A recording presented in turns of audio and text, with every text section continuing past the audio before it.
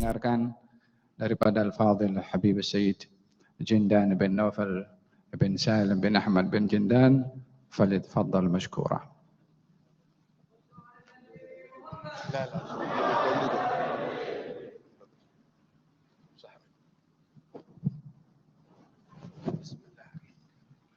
Assalamualaikum warahmatullahi wabarakatuh.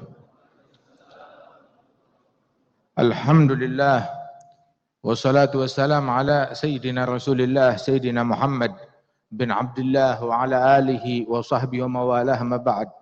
Kita bersyukur kepada Allah Ta'ala yang telah menghadirkan kita di masjid yang mulia ini, menghadiri majlis yang agung, majlis yang mulia di malam yang penuh kemuliaan, malam-malam yang Allah Ta'ala bersumpah demi malam-malam ini di dalam Al-Quran, wal fajr wa layalin ashr, demi fajar dan demi malam-malam yang 10.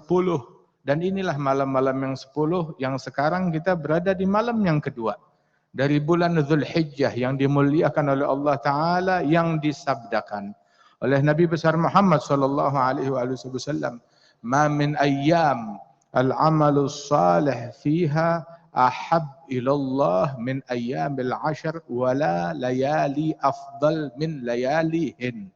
Tidak ada hari-hari yang mana amal saleh, amal ibadat lebih disukai oleh Allah untuk dilakukan di hari-hari tersebut. Amal ibadat paling disukai oleh Allah untuk dikerjakan di hari-hari yang semacam ini. Dan tidak ada malam-malam yang lebih mulia daripada malam-malam yang 10 ini.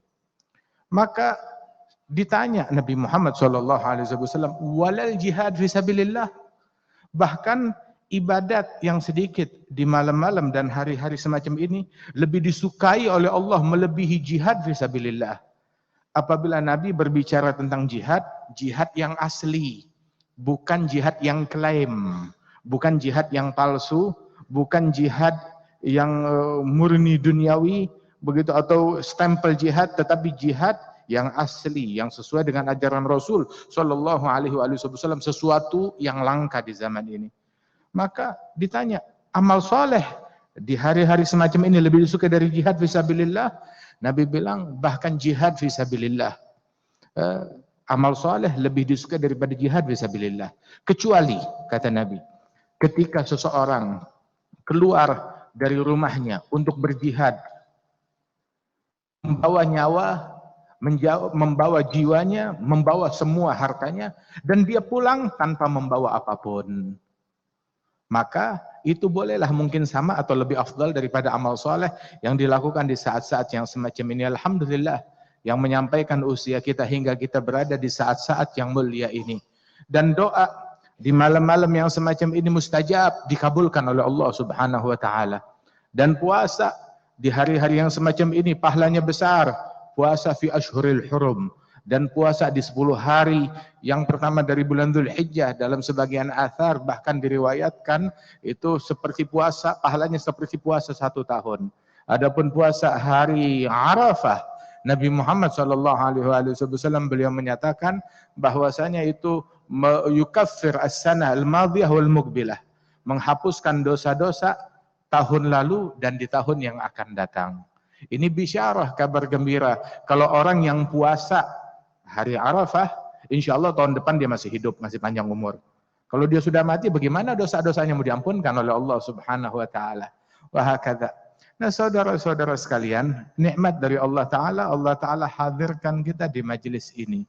Di mana di dalam majlis ini kita meraih anugerahnya Allah, meraih ampunan Allah, meraih ilmu.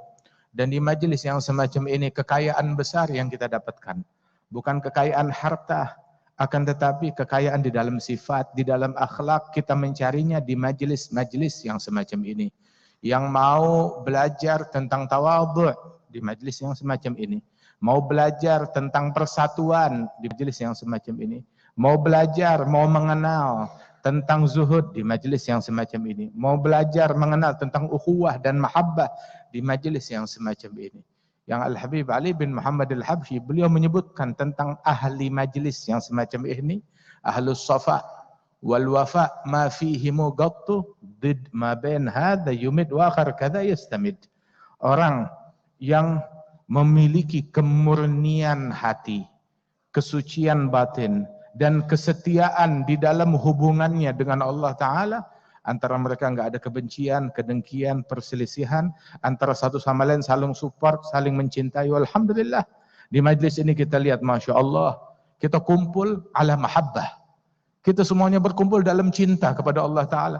Di zaman semacam ini orang kumpul, bahkan dua orang berjumpa tanpa ada ganjelan di dalam hati, tanpa ada kebencian dalam hati, itu sesuatu yang sulit.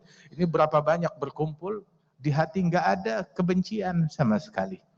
Sampai dikatakan dahulu bahwasanya salah seorang ulama, Al-Habib Abu Bakar bin Syahab, belajar kepada para ulama, dia pergi Sewun, kemana tempat. Ditanya, bagaimana engkau dapati para ulama-ulama yang ada di sana? Beliau bilang, saya dapati para ulama yang ada di sana bagaikan penghuni surga. Oh, bagaimana penghuni surga? Penghuni surga, Allah mensifatkan penghuni surga di dalam Al-Quran, wa naza'na ma fi sudurihim min ghil ikhwanan ala sururim mutagabilin. Kami cabut dari dalam hati mereka kebencian, kedengkian, ketidaksukaan antara sesama. Mereka ikhwan, bersaudara yang duduk saling berhadap-hadapan, memandang dengan cinta dan kasih sayang. Tahu gak?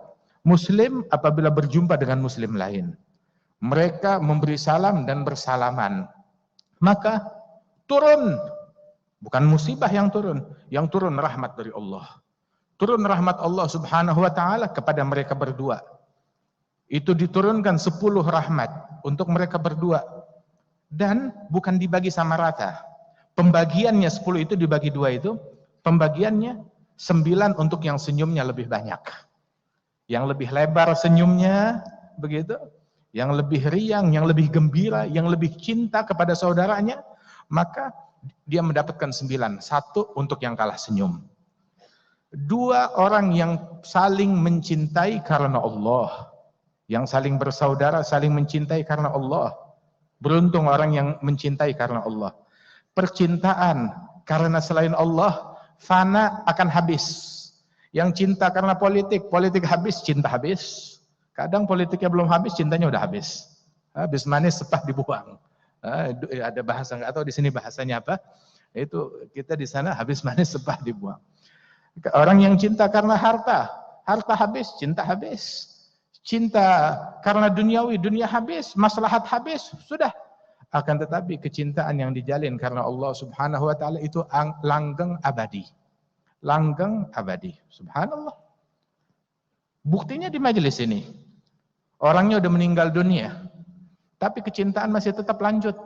Al-Habib Munzir udah meninggal dunia, Masya Allah. Tapi masih tetap kita lanjut hubungan dengan anak-anak beliau, dengan keluarga beliau. Subhanallah. Berapa tahun Abah udah wafat? 9 tahun. Seolah-olah baru kemarin meninggal dunia. Masih disebut, masih dikenang. Alhamdulillah. Ikhwan ala sururim mutagabilin. Ketika mereka orang yang bersaudara karena Allah Ta'ala, ahabbuhuma, yang paling dicintai di antara mereka oleh Allah Ta'ala adalah aktsaruhuma hubban li sahibih. Yang paling besar kecintaannya terhadap saudaranya, itu yang paling dicintai oleh Allah Subhanahu wa Ta'ala. Wa hakadha mahabbah, ukhuwah fillah, persaudaraan yang dijalin karena Allah Subhanahu wa Ta'ala, disandingkan untuk mendapatkan manisnya iman. Ayyuhibbal mar'a la yuhibbuh illa lillah. Cinta kepada seseorang, dia tidak cinta kepada orang tersebut melainkan semata-mata murni karena Allah Subhanahu wa Ta'ala. Subhanallah. Nah, karenanya itu kecintaan karena Allah Subhanahu wa Ta'ala itu didapat di majelis-majelis yang semacam ini. Kita hadir majelis, alhamdulillah nikmat, saling cinta satu sama lain. Dan Rasul sallallahu alaihi wasallam beliau menyebutkan di dalam hadis, Nabi bilang kepada satu sahabat, bentar lagi masuk dari pintu ini rajul min ahlil jannah, penghuni surga. Orang surga bakal masuk. Siapa yang datang? Pembesar sahabat? Bukan. Taunya orang yang biasa, yang tidak dikenal. Itu dia yang masuk. Maka beberapa sahabat Rasulullah penasaran, dia ingin tahu apa yang dia lakukan hingga disebut demikian oleh Rasulullah. Ditanya, diselidiki, hingga akhirnya dia tanya, apa sih sebenarnya yang kamu punya? Kamu punya ibadat yang lain yang saya tidak ketahui.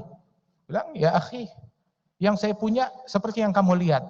Ya sholatnya standar, puasanya standar, zikirnya standar, Al-Qur'annya standar. Terus apa sebenarnya yang kamu punya? Mungkin kalau ada, saya tidak tidur di malam hari, melainkan di hati saya tidak ada benci kepada satu muslim pun juga. Bilang, wabidzak. Ini yang membuat engkau unggul dari kita semuanya.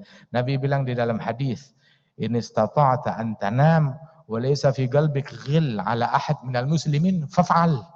Kalau kamu mampu bisa untuk tidur di malam hari, di hati enggak ada benci kepada siapapun juga, laksanakan. Bahkan kita tuh dahulu diajarkan, didoktrin oleh para masyayikhina, oleh para guru-guru kita, ketika terjadi kesalahan, kita nggak buru-buru menyalahkan orang lain, tetapi kita mengintrospeksi diri kita sendiri, menyalahkan diri kita sendiri, bukan menyalahkan orang lain.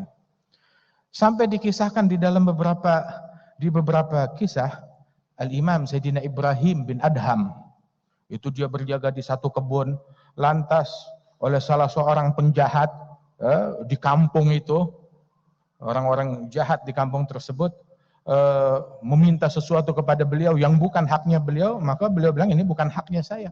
Hingga akhirnya Ibrahim bin Adham dipukul, dia punya wajah, dipukul dengan kuat. Maka Ibrahim bin Adham ketika dipukul oleh orang tersebut, dia cuma bilang, idrib ra'san tala ma'asallah. Silahkan pukullah kepala yang memang sudah banyak maksiat kepada Allah, kepala yang pantas dipukul. Tapi hak orang saya nggak bisa kasih. Ya, kalau kamu mau pukul kepala saya, pukul. Memang pantas dipukul kepala ini. Dipukul lagi. Tiap kali dipukul dia bilang, idrib ra'san tala ma'asallah. Pukul kepala yang memang pantas dipukul. Kepalanya Ibrahim bin Adham udah banyak maksiat, pantas dipukul. 2-3 kali hingga dilerai oleh masyarakat. Hingga bertanya kepada penjahat tersebut, tahukah kamu siapa yang kamu zalimi? Siapa yang kamu pukuli ini? Ini wali besar. Siapa dia? Saya tak kenal. Ini namanya Ibrahim bin Adham. Maka itu orang takut dan dia minta maaf kepada Ibrahim bin Adham. Bilang, ya imam, maafkan saya. Maka Ibrahim bin Adham mengatakan, sesungguhnya adapun maaf, setiap kali kamu memukul saya, tidaklah tangan kamu terangkat dari mukaku, melainkan sudah saya maafkan. Itu tangan lagi di wajah, belum lepas, sudah saya maafkan. Subhanallah. Mereka orang-orang yang tarbiyahnya tinggi, mereka cepat memaafkan. Dan ketika mereka diganggu, mereka merasa, emang saya pantas dibeginikan, memang saya pantas diganggu. Radhiyallahu anhum wa arbahum. Guru daripada guru kami, Al-Habib Muhammad bin Abdullah Al-Haddar, itu beliau di satu majlis, selesai majlis dari masjid, dia keluarlah dari masjid. Saat keluar dari masjid, diganggu, dicaci, dimakilah di dalam masjid sampai keluar masjid. Sampai akhirnya dia cuma bilang, jazakallah khair, syukran. Sudah. Kemudian dia terdiam sepanjang jalan, berjalan ke rumahnya. Sampai masuk dalam rumah dia berkata, samahnak, samahnak, saya maafkan, saya maafkan, saya maafkan. Udah gitu dia menangis. Dia bilang, keluarganya bertanya, Abah, kenapa menangis? Bilang, saya lambat dalam memaafkan dia. Harusnya saya maafkan saat itu juga. Sebenarnya sudah dimaafkan saat itu juga, tetapi dia sibuk membersihkan hatinya biar nggak ada ganjalan satu titik pun, hingga sampai rumah barulah tuntas membersihkan hatinya, hingga dia bilang sekarang murni udah saya maafkan, nggak ada ganjalan lagi. Saya terlambat 5 menit dalam memaafkan dia. Makin bersih, makin tinggi peringkat seseorang, makin cepat di dalam memaafkan. Manusia itu disebutkan bahwasanya ada di antara mereka yang susah dibuat marah. Apabila sudah marah, maka dia mudah memaafkan. Ini orang terbaik. Sulit dipancing emosinya dia. Sampai dibilang, kalau kamu mau tahu hakikat seseorang, idza bata'rifu rajul aghdibuh. Kalau kamu mau tahu hakikat seseorang, pancing emosinya dia, kelihatan aslinya. Sampai ini kita ada apa nih namanya? Gaharu, kayu gaharu. Kayu dicium tak ada wanginya. Baru kecium wanginya kapan? Saat dibakar di atas api. Lagi kuat apinya, lagi kuat aromanya. Kelihatan aslinya seseorang saat diprovokasi keluar seperti apa. Nabi sallallahu alaihi wasallam dicekik dari belakang, ditarik kuat-kuat sorbannya Rasulullah hingga membekas di lehernya Nabi Muhammad. Siapa yang menarik? Seorang Yahudi dan berkata, ya Muhammad, bayar hutangmu yang sudah jatuh tempo. Sayyidina Umar menghunuskan pedangnya, dikira ada orang yang ingin mencelakakan Nabi Muhammad. Maka Yahudi itu dia ketakutan melihat Sayyidina Umar menghunus pedangnya. Maka Nabi Muhammad menghalau Sayyidina Umar, sarungkan pedangmu, jangan ganggu dia. Bilang, ya Rasulullah, dia kasar di dalam menagih hutang. Dan kalau kamu memberikan nasihat, nasihati dia menagih hutang dengan baik, dan nasihati yang berhutang. Kalau berhutang, bayar baik-baik. Kata Rasul sallallahu alaihi wasallam. Ada Nabi Muhammad terhadap Yahudi. Lantas setelah itu Rasul sallallahu alaihi wasallam bilang, bayar hutangnya, ambil uang. Disuruh lagi Sayyidina Umar yang membayarnya. Ambil uang dari Rasulullah, dibayar oleh Sayyidina Umar, sekian. Sudah dibayar. Terus Nabi bilang, kasih lebih lagi. Dikasih lebih. Untuk apa saya kasih bonus baginya ya Rasulullah? Bilang, kasih bonus sebab kamu sudah takut-takuti dia dengan pedangmu. Dikasih bonus oleh Nabi Muhammad sallallahu alaihi wasallam. Nabi Muhammad sallallahu alaihi wasallam beliau mengatakan, orang terbaik di antara kalian itu adalah ahsanukum qadaan, yang kalau berhutang dia membayar dengan sebaik mungkin. Sallallahu alaihi wasallam. Dikasih lebih oleh Nabi Muhammad. Kemudian Nabi bilang, dan asal tahu saja, belum jatuh tempo, jatuh temponya masih 3 hari lagi. Yahudi itu berkata, betul, jatuh temponya masih 3 hari lagi. Lantas kenapa kamu buat macam itu kepada Rasulullah? Maka Yahudi itu berkata, saya ini sudah membaca di Taurat, saya kaji, saya pelajari sifat Nabi yang terakhir. Semuanya tanda-tandanya ada pada diri Muhammad. Tinggal ada satu tanda yang saya belum lihat, saya belum nampak. Apa? Itu baru saya nampak sekarang ini. Sifat Nabi yang terakhir semakin diprovokasi, semakin dia bersabar, semakin santun akhlaknya. Semakin harum sikap dan tutur katanya. Masya Allah, la yaziduhu jahlu jahil illa hilma. Dalam hadis demikian. Semakin dipancing, semakin diprovokasi, semakin dia santun, semakin berakhlak, semakin bersabar. Dan hari ini saya lihat dan dia masuk Islam. Asyhadu an la ilaha illallah wa asyhadu annaka Rasulullah sallallahu alaihi wa alihi wasallam. Wa hakadha. Sifat-sifat yang demikian tersebut diajarkan oleh para guru-guru kita, yang mana majelis ini bersanad kepada orang-orang mulia tersebut. Yang dulu kita diajar oleh mereka, man la yanfa'uk lahdhuh, la yanfa'uk lafdhuh.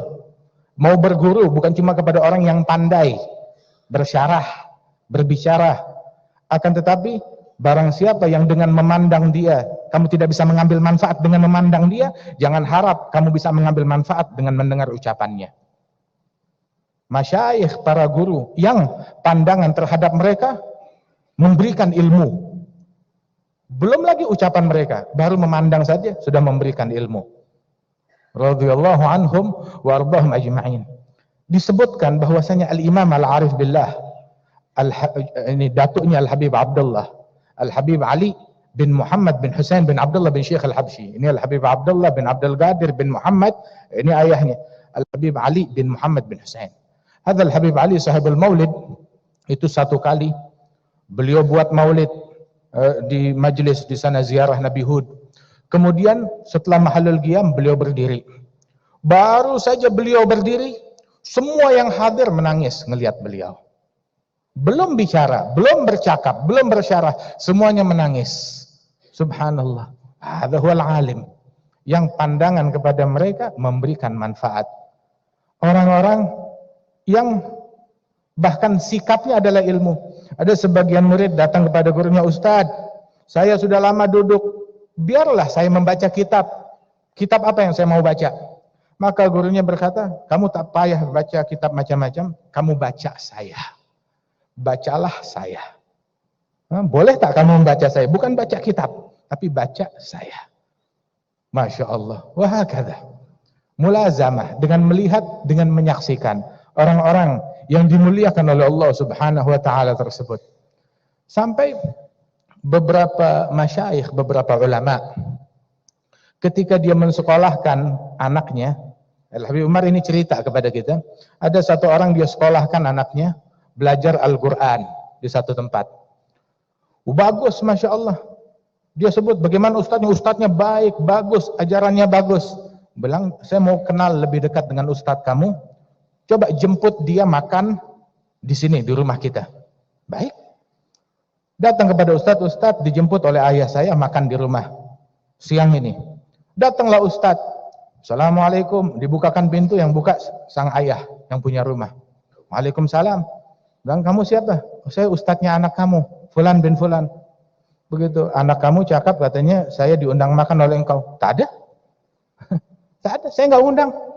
Begitu, kamu ustadz mengetuk pintu rumah orang cuma mau minta makan. Ustadz macam apa kamu? Pulang sana. Diusir ustadznya, oh iya maaf, maafkan saya. Dia pulang, tidak ada marah. Akhirnya baru sampai rumah, muridnya datang. Ustadz, ayah saya belum infokan kalau ustadz bakal datang hari ini. Begitu. Sekarang dia minta ustadz balik. Balik lagi ustadznya. Balik lagi. Dibukakan oleh ayahnya. Kamu balik lagi, mau cari makan lagi. Tak ada malu. Pulang sana. 2 kali, 3 kali diusir. Tiap kali diusir, suruh datang lagi. Dia balik. Sampai akhirnya, sang ayah tersebut menerimanya, Ustadz, maafkan, saya hanya menguji engkau. Saya mau tahu engkau, akhlakmu seperti apa. Saya dapati engkau adalah emas, berlian. Akhlakmu luhur. Tidak ada marah, tidak ada tersinggung, sama sekali. Dari mana kamu belajar akhlak yang bagus ini? Kata sang ayah. Maka Ustadz itu berkata, saya belajar akhlak ini akhlaknya anjing di kampung saya. Anjing kasih tulang, dia mendekat. Usir, dia pergi. Panggil lagi, dia datang. Nah, ini saya belajar dari akhlaknya anjing. Kalau mau lihat akhlaknya, lihat akhlak guru-guru saya. Ini sih saya akhlak, cuma apa namanya, ini seperti akhlaknya anjing di kampung saya. Wah, kalah. Mereka.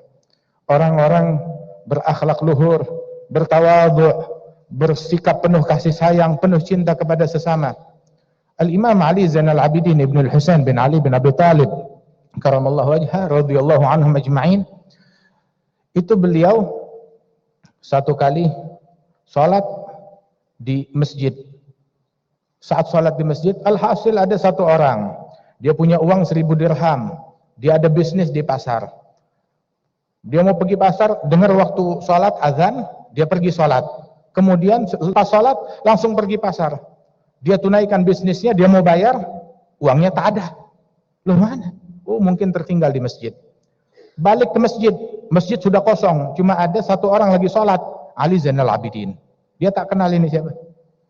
Maka dia datang, wah ini pasti malingnya. Dia pura-pura sholat. Pasti dia, sebab dia orang yang paling akhir di masjid. Nggak mungkin ada orang berani mengambil milik yang bukan milik dia, begitu saja di depan orang lain. Mungkin dia pasti tunggu semua orang keluar, dia pura-pura sholat, baru diambil milik. Ini pasti malingnya. Maka dia bilang, hei kamu, jangan pura-pura sholat, kembalikan milik saya. Atau saya pukuli kamu walaupun di dalam sholat. Oh, Sayyidina Ali Zainal Abidin, tak tahu ada kegaduhan apa. Maka dia persingkat sholatnya, dia salam. Kemudian dipegang bajunya. Kamu pencuri, mencuri uang saya, 1000 dirham, kembalikan. Maka Sayyidina Ali Zainal Abidin bilang, marhaba man satara musliman satarahullah. Ya akhi, jangan keras-keras, tutupi kesalahan saya. Yang menutupi kesalahan muslim ditutup kesalahannya. Saya kembalikan, saya kembalikan. Tidak bilang tidak, saya bukan pencuri, tidak. Tapi dia bilang, saya kembalikan. Kembalikan sekarang, ayo ikut ke rumah. Diajak ke rumahnya, masuk satu rumah, tunggu di sini.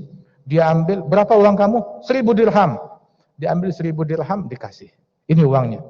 Kali ini kamu saya maafkan, tapi jangan lakukan lagi. Ya udah, uang sudah balik. Pulang, nggak ucap terima kasih, nggak ucap, dianggap ini maling, pencuri. Dia bayar ke pasar, terus dia pulang ke rumahnya. Saat pulang ke rumahnya, istrinya bilang, uang kamu tertinggal di rumah. Kamu tak bawa tadi ke pasar. Nah, terus ini uang siapa tadi? Siapa orang yang saya jumpa? Yang saya tuduh di masjid, dia lagi sholat. Saya tuduh dia pencuri. Dan dia tidak berkata, bukan Dia tidak membantah ucapan saya, tidak mendebat, tidak membela dirinya. Terus dia bawa saya ke rumahnya, dia ganti uangnya. Siapa ini orang? Dihampiri ke rumahnya, tanya kepada tetangga jiran, ini rumahnya siapa? Kamu tak tahu, ini rumahnya Ali Zainal Abidin Ibnul Husain bin Ali bin Abi Thalib wa ibn Fatimah. Dia bilang, la ilaha illallah. Enggak ada orang di Madinah yang bisa saya tuduh pencuri kecuali cucunya Rasulullah sallallahu alaihi wasallam. Maka dengan rasa malu dia mengetuk pintu rumah tersebut. Datang Imam Ali Zainal Abidin, dia cium tangannya, bilang, ya Imam, maafkan saya enggak tahu. Uang saya tertinggal di rumah. Maka Imam Ali Zainal Abidin bilang, kalau maaf sudah saya maafkan, enggak apa-apa. Ini uang dikembalikan, adapun uang saya tidak terima balik. Nahnu ahlul bait. Idza a'tayna syai' la narja' fih. Kita ahlul bait. Kita cucunya Nabi Muhammad. Kalau kita memberi sesuatu, kita tak minta balik. Subhanallah. Dulu orang mengklaim ahlul bait itu dikenal bukan dengan saya ahlul bait, enggak, tapi dengan sifatnya. Ini sifatnya ahlul bait. Ini perangainya ahlul bait. Ini akhlaknya ahlul bait, ini zuhudnya ahlul bait, ini karam dan kedermawanannya ahlul bait, ini ilmunya ahlul bait, ini adalah ibadatnya ahlul bait, ini kesabarannya ahlul bait. Orang yang bilang, oh ini ahlul bait, begitu. Adapun mereka tidak mengklaim apapun. Radhiyallahu anhum wa ardhahum ajma'in. Ada orang mencaci maki beliau, bilang, alaka hajat, kamu punya hajat? Bilang, tidak. Aib saya lebih banyak dari apa yang kamu sebutkan. Ini dia kasih, ini ada uang, ambil buat engkau. Ini dikasih sorbannya, pakaiannya, ambil buat engkau. Maka itu orang dari pembenci berubah menjadi pecinta. Dia berkata, asyhadu annaka ibna binti Rasulillah. Aku bersaksi kalau engkau betul cucunya Rasulullah sallallahu alaihi wasallam. Dan beliau ini yang tatkala pergi haji, dia sudah bersiap naik ke kendaraannya habis salat sunnah ihram, berpakai baju ihram. Naik kendaraan, dia mau mengucap labbaik Allahumma labbaik. Tiap kali mau talbiyah, dia pingsan. Kemudian dia sadar, dia sholat lagi ambil wudu, dia mau talbiyah, dia pingsan lagi. Dia bilang, kenapa Imam? Dia bilang, saya takut ketika saya ucap labbaik Allahumma labbaik, takut Allah Ta'ala jawab saya, la labbaik wala sa'daik, tiada selamat datang bagimu, sebab uangmu dari harta yang haram. Begitu rasa ketakutan beliau. Radhiyallahu anhum wa ardhahum. Mudah-mudahan Allah Ta'ala tempuhkan kita di jalan mereka, bisa berakhlak dengan akhlaknya mereka, bersifat dengan sifatnya mereka. Kam imamin ba'dahu khalafu, minhu sadatun bidha urifu, wa bihadhal wasfi qad wusifu min qadimid dahri waz zamani. Ahlu baitil Mustafa at-Tuhri hum amanul ardi faddakiri shubbihu bil anjumiz zuhri mithal ma qad jaa fis sunani. وسفين للنجاة إذا خفت من طوفان كل أذى فانجو فيها لا تكون كذا. Sampai disebutkan na'riful badha wa ta'rifuna was-safa wal bait ya'lafuna wa lanal ma'la wa khayfu mina fa'ala man hadha wa kun wa kuni thumma la taghtara bin nasabi la wa la tagna' bikana abi wattabi' fil hadi khairan nabi Ahmad al-Hadi ila as-sanani. Mudah-mudahan Allah Subhanahu wa ta'ala yanfa'na bi barakatihim wahdina al-husna bihurmatihim amitna fi tariqatihim wa mu'afati minal fitani. Beruntung kita hadir di majlis yang mana perhatian guru-guru kita tertuang di majlis ini. Al-Habib Umar punya perhatian besar di dalam majlis ini. Saya bilang ini bukan majlisnya Habib Ali, majlisnya Al-Habib Umar. Majlisnya Al-Habib Umar bin Muhammad bin Salim bin Hafidh. Masya Allah, yang mana beliau menempatkan Al-Habib Ali. Alhamdulillah, nikmat dari Allah Subhanahu wa ta'ala. InsyaAllah pandangan beliau tertuang kepada kita sekalian. Wal Habib Ali dikuatkan oleh Allah Subhanahu wa ta'ala, dijaga, diberikan kesehatan. Wal Habib Abdullah wa habaibna wa ikhwanana wa ashabana, Masya Allah, yang hadir tengah-tengah kita semuanya. Wal Habib Ali ya segaf kadalik, diberikan kesehatan, afiat, dan semua yang hadir. Allahumma aslih syu'un, agril uyun, barik lana fi hadhil ayyam wa fi hadhil syahr المبارك يا أرحم الراحمين ويا من نفذ أهل الخير والخير وعنهم عليه وفقنا للخير وعنا عليه وصلى الله على سيدنا محمد النبي الأمي وعلى آله وسلم وآخر دعوانا أن الحمد لله رب العالمين. السلام عليكم ورحمة الله وبركاته. عفو أحسن. جزا الله الحبيب جندان خير الجزاء مدير مدرسة الفخرية di Jakarta, Indonesia. Semoga Allah berkati beliau, angkat derajat beliau, dan diberikan barakah dalam perjuangannya mendidik, mengajar dan juga menterbiah kepada anak murid-muridnya insyaallah ya rabbal alamin ya rabbal alamin.